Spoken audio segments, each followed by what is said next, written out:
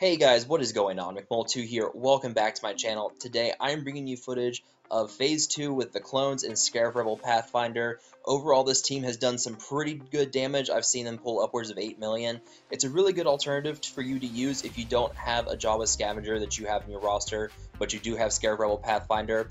I'll talk about the mods with this team, as well as what abilities you should Omega, and I'll cover the Zetas real quick, and then we'll talk about the overall strategy to close out the video. Now, when it comes to what abilities you want to Omega, you can start off with Cody.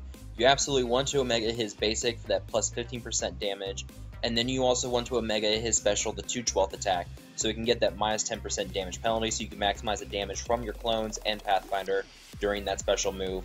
And then you also want to Zeta his Ghost Company Commander leadership ability, so that it gives another 5% crit chance, 10% defense, and then all clone allies recover 5% of their max protection whenever they use a basic ability. That's going to be the ability that ties this whole team together. And then moving on, you have Clone Sergeant with the Z6 Rotary Blaster. You want to Omega that so it can always give the 50% turn meter on a critical hit. And you also want to Omega his Concentrated Fire unique so that he always has a 100% chance to gain offense up whenever he critically hits. Then moving on from there, you have Echo. You want to Omega his Supporting Fire basic attack for the plus 15 damage there. For Scarif Pathfinder, you want to Omega his Dig In basic attack so that he's always given 50% turn meter whenever he uses that.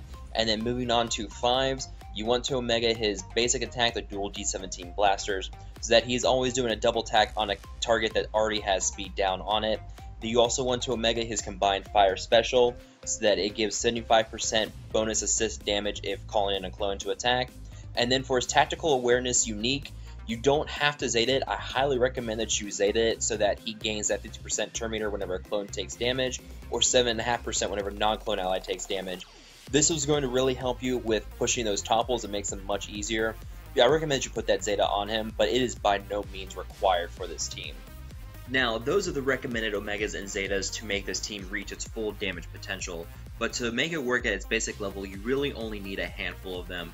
You need the Zeta on Commander Cody for the protection regeneration to help keep the clones alive to the end of the phase, but you also need the Omega on the 5's basic so that he gives the double tap, the basic for Echo for the bonus damage there, and also the 2/12 attack with the damage reduction penalty there. Those are the only Omegas that I really recommend that you get to make this team work, but everything else beyond that is just there to help boost the damage for this team and just kind of help make it run that much better. Now, when you're going for mods on this team, you want to focus on crit chance mostly for Echo, 5, Sergeant, and Pathfinder. You want to boost their crit chance up to at least 60% base before the leadership or Cody kicks in. That is going to be next to impossible to do without a crit chance triangle mod. So you're going to have to sacrifice the crit damage there and boost up their crit chance instead. But the way you can make up for this is by looking for decent offense secondaries on your crit chance mods. If you can find some that give a good amount of crit chance, but also give some decent offense secondaries as well, that's something you really want to aim for. You want them to get as much crit chance, but you also want to help boost their damage too without that crit damage.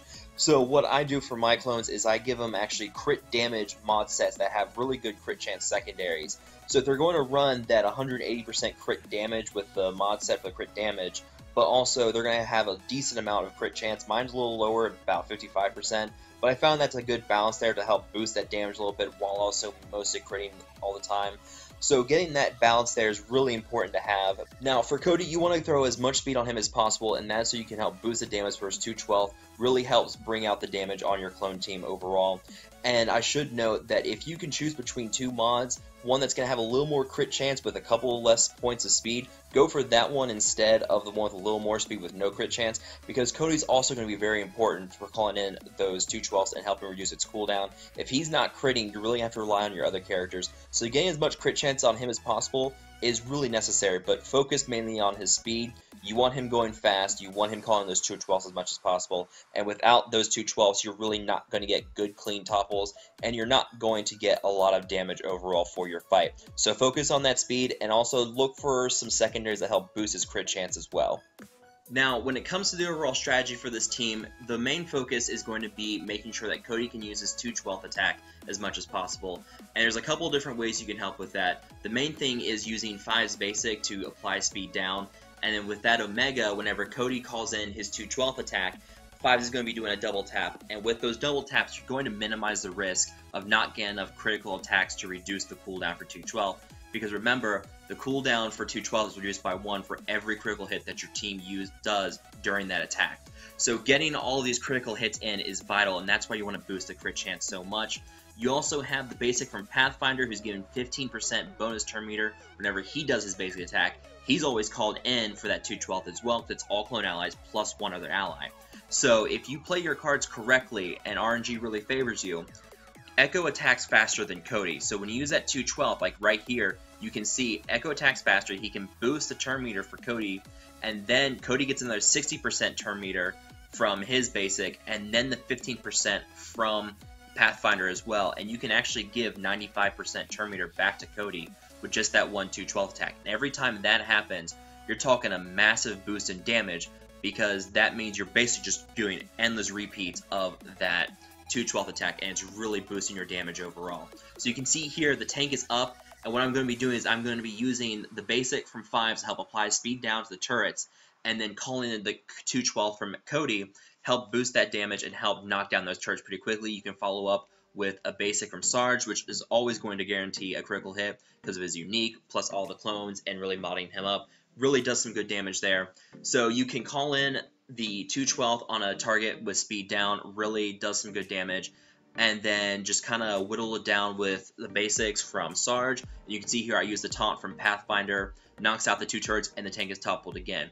So if you do things correctly, like you can see here, Cody just got 95% turn meter from that 212 attack. With playing that correctly, you're really going to get a lot of damage in per topple. You're talking a good 5+%. So spamming that 212 is vital, and that's why you want to get so much crit on these clones and Pathfinder to make sure that you don't lose out on any 212s. Every time you lose out on a 212, you're really hurting your damage overall. With the other characters you have on here, with 5's special where he calls in an ally to assist, use that whenever it's off cooldown. But for the other characters, for Sarge with his AoE, same with Echo or Pathfinder, only save those if you need to help push a topple, or if you can just go ahead and knock out 2 or 3 turrets at once to help topple the tank really quickly. Otherwise, use their basics, because Sarge gains that boosted turn meter. He does more damage overall with his basic. Echo, his AoE does a lot of damage, but his basic gives 20% turn meter to one ally who's less than 50%.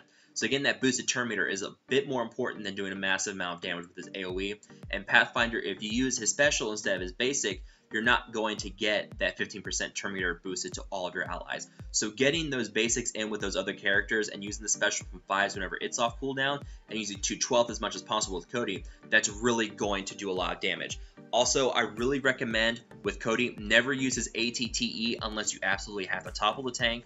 Always use his 212 or always use his basic, because that basic is going to give him a lot of turn meter too. So every time you use that AT without using the basic attack, you're going to be losing out a lot of turn meter, which means losing out on potential 212 attacks, and that's really going to hurt your score overall.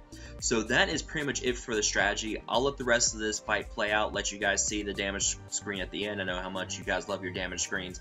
So yeah, if you guys have any questions, feel free to ask below. Like and share this video, subscribe to my channel for more content in the future, and I will talk to you guys later.